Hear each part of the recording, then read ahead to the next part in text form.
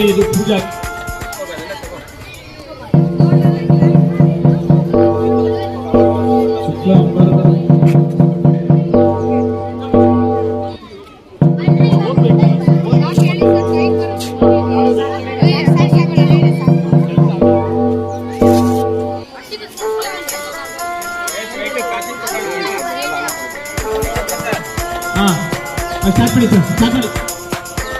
ನಮ್ಮ ಭಾರತದ ಸಂವಿಧಾನದ ಪ್ರಸ್ತಾವನೆ ಭಾರತದ ಜನಗಳಾದ ನಾವು ಭಾರತವನ್ನು ಒಂದು ಸಾರ್ವಭೌಮ ಸಮಾಜವಾದಿ ಸರ್ವಧರ್ಮ ಸಮಭಾವದ ಪ್ರಜಾಸತ್ತಾತ್ಮಕ ಗಣರಾಜ್ಯವಾಗಿ ರಚಿಸಲು ಮತ್ತು ಅದರ ಸಮಸ್ತ ನಾಗರಿಕರಿಗೆ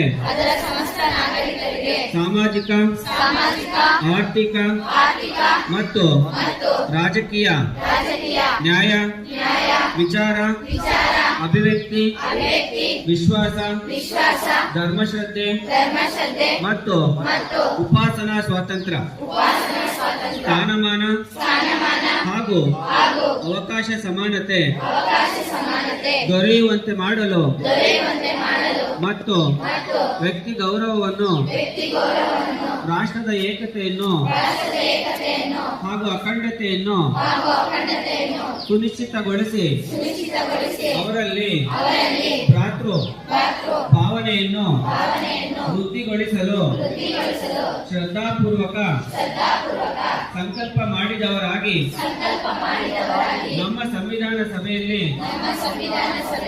1949ನೇ ಇಸವಿಯ ನವೆಂಬರ್ ತಿಂಗಳ 26ನೇ ತಾರೀಖಾದ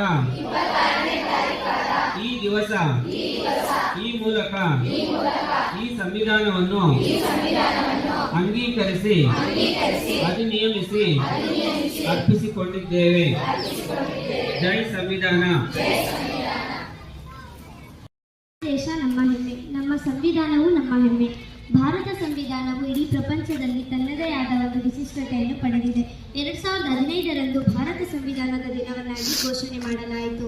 ನವೆಂಬರ್ 26 ಮತ್ತು ಜನವರಿ 26ಕ್ಕೂ ಇರುವ ವ್ಯತ್ಯಾಸವೆಂದರೆ ನವೆಂಬರ್ 26 ಭಾರತ ಸಂವಿಧಾನದ ದಿನವನ್ನಾಗಿ ಆಚರಣೆ ಮಾಡ್ತೀವಿ.